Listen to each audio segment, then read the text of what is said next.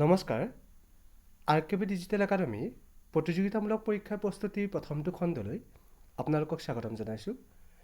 আজি প্ৰথম খণ্ডত অসম পুলিচ, অসম টেট আৰু ADRE 3.0 কাৰণে আমি কেইটামান বাছি প্ৰশ্ন লৈ আহিছোঁ সাধাৰণ বিজ্ঞানৰ ওপৰত। ইয়াতে প্ৰথম প্ৰশ্নটো দিয়া আছে, কোনখন ছবিৰ জৰিয়তে অসমৰ চলচ্চিত্ৰ উদ্যোগে জন্ম লাভ কৰিছিল? ইয়াৰ চাৰিটা অপশ্যন আমাৰ দিয়া আছে: ৰাজা হৰিচন্দ্ৰ, ইন্দ্ৰমালতী, জয়মতী আৰু মনুমতী। এই চাৰিটা অপশ্যনৰ ভিতৰত শুদ্ধ উত্তৰ কোনটো হ'ব? ইয়াতে শুদ্ধ উত্তৰটো হ'ব অপশ্যন ডি, জয়মতী। জয়মতী কথাছবিখনৰ জৰিয়তে অসমৰ চলচ্চিত্ৰ উদ্যোগে জন্ম লাভ কৰিছিল। এতিয়া আমি দ্বিতীয়টো প্ৰশ্নলৈ আহিছোঁ। দ্বিতীয় প্ৰশ্নটো হৈছে, 1935 চনত অসমৰ কোনখন চলচ্চিত্ৰই মুক্তি লাভ কৰিছিল? ইয়াতে চাৰিটা অপশ্যন দিয়া আছে: হালধীয়া চৰায়ে বাওধান খায়, পিয়লি ফুকন, সতী বেউলা আৰু জয়মতী। এই চাৰিটাৰ ভিতৰত শুদ্ধ উত্তৰ কোনটো হ'ব? ইয়াতে শুদ্ধ উত্তৰটো হ'ব অপশ্যন ডি, ঘ, জয়মতী। অসমৰ প্ৰথম চলচ্চিত্ৰ উদ্যোগত জন্ম লাভ কৰা চলচ্চিত্ৰখন হৈছে জয়মতী, আৰু যিখন 1935 চনত জন্ম লাভ কৰিছিল, মানে মুক্তি লাভ কৰিছিল। এতিয়া আহিছোঁ 3 নম্বৰৰ প্ৰশ্নটোলৈ। ইয়াত দিয়া আছে, অসমৰ প্ৰথমখন কথাছবি জয়মতী প্ৰযোজক কোন আছিল? ইয়াৰ চাৰিটা অপশ্যন দিয়া আছে: জ্যোতিপ্ৰসাদ আগৰৱালা, বিষ্ণুপ্ৰসাদ ৰাভা, প্ৰমথেশ বৰুৱা আৰু ফণী শৰ্মা। ইয়াতে এই চাৰিটা অপশ্যনৰ ভিতৰত শুদ্ধ উত্তৰ কোনটো হ'ব? এইকেইটাৰ ভিতৰত শুদ্ধ উত্তৰটো হ'ব অপশ্যন এ, জ্যোতিপ্ৰসাদ আগৰৱালা। 1935 চনত মুক্তি লাভ কৰা অসমৰ প্ৰথমখন কথাছবি জয়মতী প্ৰযোজক আছিল জ্যোতিপ্ৰসাদ আগৰৱালা। এতিয়া আমি তাৰ পাছৰটো প্ৰশ্নলৈ আহিছোঁ। তাৰ পাছৰটো প্ৰশ্ন দিয়া আছে, অসমৰ প্ৰথমখন কথাছবি জয়মতী পৰিচালক কোন আছিল? আমি ইতিমধ্যে গম পালোঁ প্ৰযোজক আছিল জ্যোতিপ্ৰসাদ আগৰৱালা। এতিয়া পৰিচালক কোন আছিল? ইয়াতে চাৰিটা অপশ্যন দিয়া আছে: জ্যোতিপ্ৰসাদ আগৰৱালা, বিষ্ণুপ্ৰসাদ ৰাভা, প্ৰমথেশ বৰুৱা আৰু ফণী শৰ্মা। এই চাৰিজনৰ ভিতৰত শুদ্ধ উত্তৰ কোনটো হ'ব? ইয়াতে শুদ্ধ উত্তৰটো হ'ব অপশ্যন কটো, জ্যোতিপ্ৰসাদ আগৰৱালা। জ্যোতিপ্ৰসাদ আগৰৱালাদেৱে জয়মতী চলচ্চিত্ৰখন প্ৰযোজনাও কৰিছিল আৰু পৰিচালনাও কৰিছিল। এতিয়া তাৰ পাছৰ প্ৰশ্নটোলৈ আহিছোঁ। সেইটো হৈছে, জয়মতী ছবিখনত মূল নায়িকা জয়মতীৰ চৰিত্ৰত কোনে অভিনয় কৰিছিল? ইয়াতে চাৰিটা অপশ্যন দিয়া আছে: মলয়া গোস্বামী, আইদেউ সন্দিকৈ, হেমপ্ৰভা চুতীয়া আৰু চন্দ্ৰপ্ৰভা শইকীয়ানী। এই চাৰিটা অপশ্যনৰ ভিতৰত শুদ্ধ উত্তৰ কোনটো হ'ব? ইয়াতে আমি সকলোৱে উত্তৰটো জানোৱেই। ইয়াতে শুদ্ধ উত্তৰ হ'ব অপশ্যন বি, খ, আইদেউ সন্দিকৈ। আইদেউ সন্দিকৈয়ে জয়মতী চলচ্চিত্ৰখনত জয়মতী অভিনয় কৰিছিল। এতিয়া তাৰ পাছৰ প্ৰশ্নটোলৈ আহিছোঁ। সেইটো হৈছে, ৰঙালী বিহু একেৰাহে কিমান দিন ধৰি উদযাপন কৰা হয়? এইটো আমি সকলোৱে জানোৱেই। ইয়াতে চাৰিটা অপশ্যন দিয়া আছে: 5 দিন, 7 দিন, 9 দিন আৰু 11 দিন। এই চাৰিটাৰ ভিতৰত শুদ্ধ উত্তৰ কোনটো হ'ব? অপশ্যন বি, খটো, 7 দিন। ৰঙালী বিহু একেৰাহে 7 দিন ধৰি উদযাপন কৰা হয়। তাৰ পাছৰ প্ৰশ্নটো হৈছে, বহাগ বিহুৰ শেষৰ দিনটোক কি বুলি কোৱা হয়? বহাগ বিহুৰ শেষৰ দিনটোক কি বুলি কোৱা হয়? ইয়াত চাৰিটা অপশ্যন দিয়া আছে: এ দিয়া আছে গোঁসাই বিহু, বি দিয়া আছে গৰু বিহু, চি দিয়া আছে চেৰা বিহু আৰু ডি দিয়া আছে চেনেহী বিহু। ইয়াতে শুদ্ধ উত্তৰ কোনটো হ'ব? শুদ্ধ উত্তৰটো হ'ব অপশ্যন অপশ্যন চি, গটো, চেৰা বিহু। বহাগ বিহুৰ শেষৰ দিনটোক কি বুলি কোৱা হয়? চেৰা বিহু। এতিয়া তাৰ পাছৰ প্ৰশ্নটোলৈ আহিছোঁ। এইটো হৈছে, বহাগ বিহুৰ কোনটো দিনক জীয়ৰী বিহু বা চেনেহী বিহু বুলি কোৱা হয়? বহাগ বিহুৰ কোনটো দিনক জীয়ৰী বিহু বা চেনেহী বিহু বুলি কোৱা হয়? ইয়াৰ চাৰিটা অপশ্যন দিয়া আছে: প্ৰথমা, দ্বিতীয়, ষষ্ঠ আৰু সপ্তম। ইয়াতে শুদ্ধ উত্তৰ কোনটো হ'ব? ইয়াত শুদ্ধ উত্তৰটো হ'ব অপশ্যন গ, ষষ্ঠ দিনা। বহাগ বিহুৰ ষষ্ঠ দিনাক জীয়ৰী বিহু বা চেনেহী বিহু বুলি কোৱা হয়। আমি ইতিমধ্যে পাই আহিছোঁ বহাগ বিহু কেইদিন ধৰি উদযাপন কৰা হয়? 7 দিন। তাৰে ষষ্ঠ দিনাক চেনেহী বিহু বা জীয়ৰী বিহু বুলি কোৱা হয়। এতিয়া তাৰ পাছৰ প্ৰশ্নটোলৈ আহিছোঁ। সেইটো হৈছে, অসমৰ তিৱাসকলে ব্যৱহাৰ কৰা ঢোলটোৰ নাম কি? অসমৰ তিৱাসকলে ব্যৱহাৰ কৰা ঢোলটোৰ নাম কি? ইয়াত চাৰিটা অপশ্যন দিয়া আছে চেং, খাম, খোল আৰু দবা। ইয়াত শুদ্ধ উত্তৰ কোনটো হ'ব? ইয়াতে শুদ্ধ উত্তৰটো হ'ব অপশ্যন খটো, খাম। অসমৰ তিৱাসকলে ব্যৱহাৰ কৰা ঢোলটোৰ নাম হৈছে খাম। তাৰ পাছৰ প্ৰশ্নটো হৈছে ৰাভাসকলে বজোৱা দীঘলীয়া আকৃতিৰ ঢোলটোক কি বুলি কোৱা হয়? ৰাভাসকলে বজোৱা দীঘলীয়া আকৃতিৰ ঢোলটোক কি বুলি কোৱা হয়? ইয়াতে চাৰিটা অপশ্যনে দিয়া আছে চেং, দবা, খোল আৰু খাম। ইয়াত শুদ্ধ উত্তৰ কোনটো হ'ব? ইয়াতে শুদ্ধ উত্তৰটো হ'ব অপশ্যন ঘটো, খাম।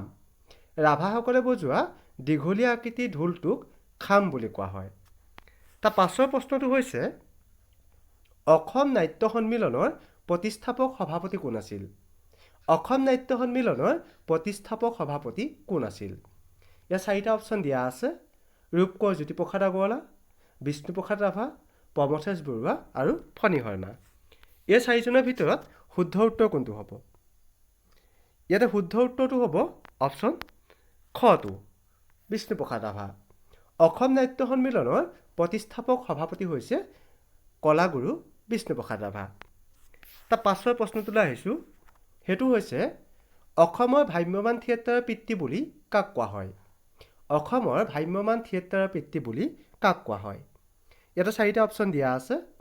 এ দিয়া আছে জ্যোতিপ্ৰসাদ আগৰৱালা, বি দিয়া আছে বিষ্ণুপ্ৰসাদ ৰাভা, চি দিয়া আছে প্ৰমথেশ বৰুৱা আৰু ডি দিয়া আছে অচ্যুত লহকৰ। এই চাৰিজনৰ ভিতৰত শুদ্ধ উত্তৰ কোনটো হ'ব? ইয়াত শুদ্ধ উত্তৰটো হ'ব অপশ্যন ঘটো, অচ্যুত লহকৰ। অসমৰ ভ্ৰাম্যমাণ থিয়েটাৰৰ পিতৃ বুলি অচ্যুত লহকৰক কোৱা হয়। তাৰ পাছৰ প্ৰশ্নটোলৈ আহিছোঁ, সেইটো হৈছে নাট্যাচাৰ্য নামেৰে কাক জনা যায়? নাট্যাচাৰ্য নামেৰে কাক জনা যায়?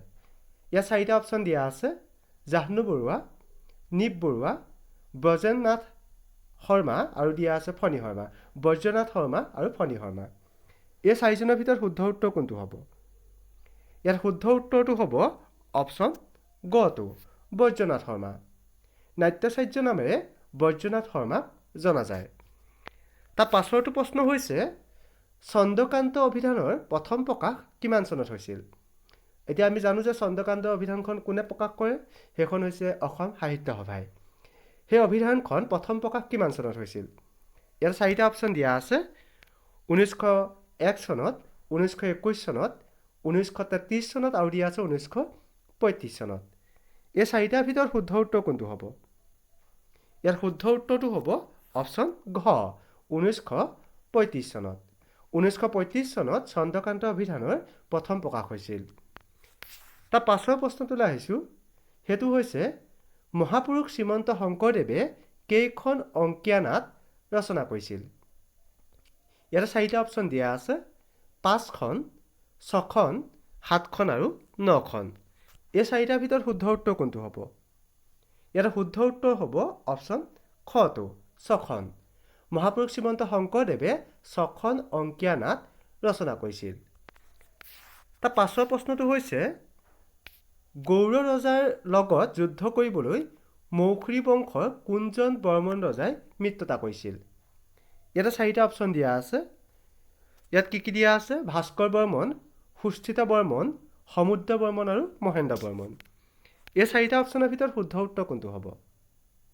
ইয়াতে শুদ্ধ উত্তৰটো হ'ব অপশ্যন খ, সুস্থিত বৰ্মন।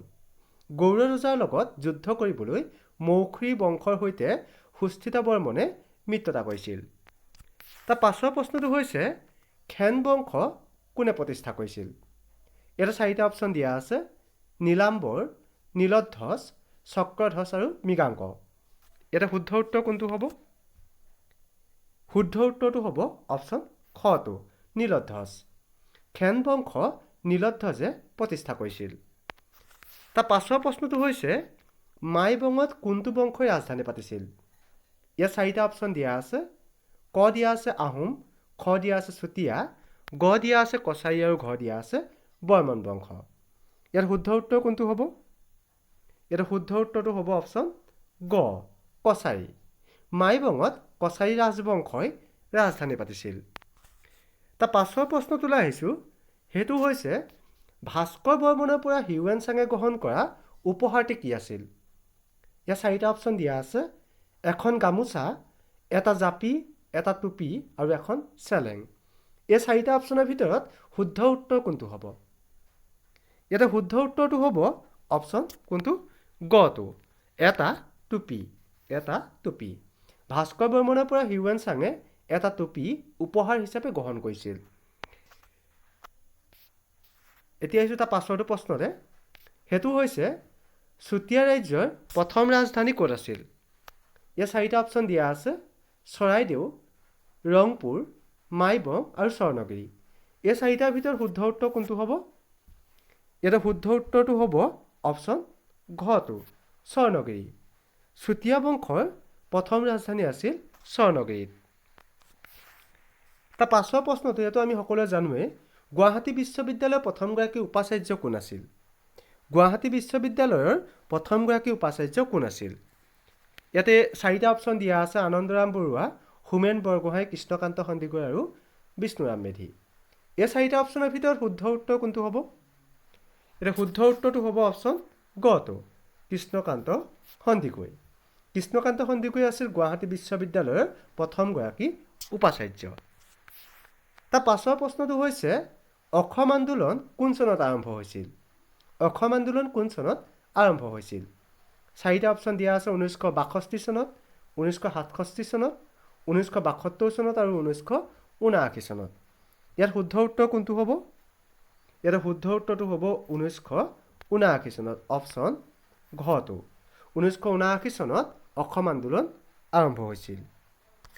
এতিয়া তাৰ পাছৰ প্ৰশ্নটোলৈ আহিছোঁ। সেইটো হৈছে অসম চুক্তি কোন চনত স্বাক্ষৰিত হৈছিল? অসম চুক্তি কোন চনত স্বাক্ষৰিত হৈছিল? ইয়াত চাৰিটা অপশ্যন দিয়া আছে।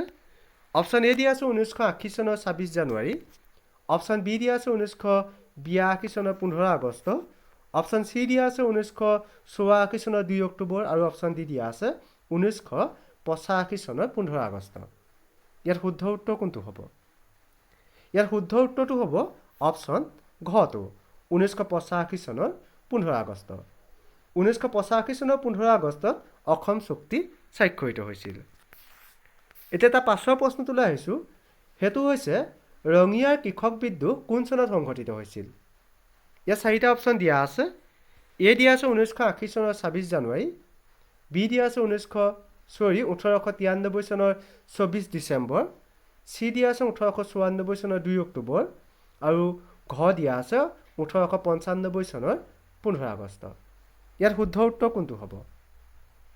ইয়াতে শুদ্ধ উত্তৰটো হ'ব অপশ্যন খটো, 1893 চনৰ 24 ডিচেম্বৰ।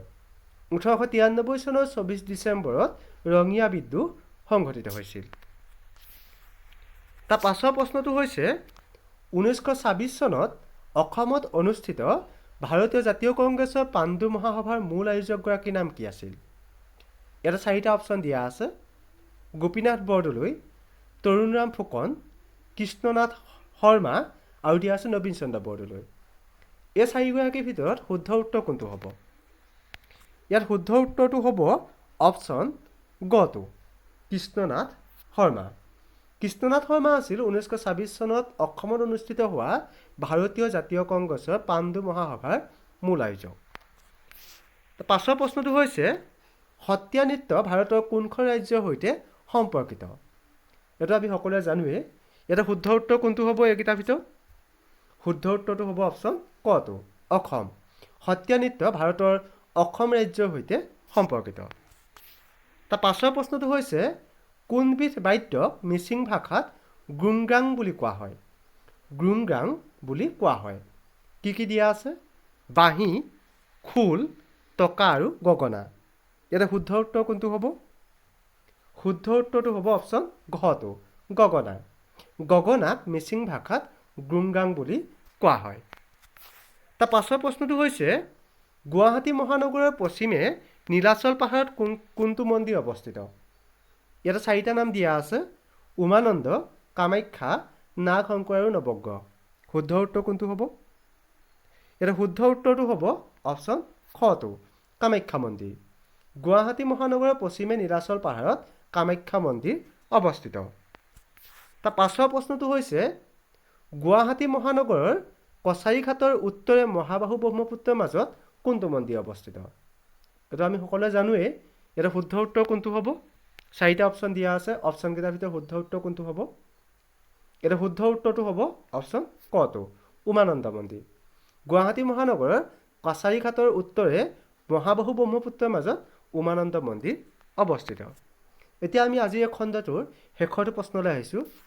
শেষৰ প্ৰশ্নটো হৈছে কোকৰাঝাৰ জিলাৰ পৰ্বতজোৰা মহকুমাৰ বগৰীবাৰীত তলত উল্লেখ কৰা কোনটো প্ৰাচীন হিন্দু মন্দিৰ অৱস্থিত?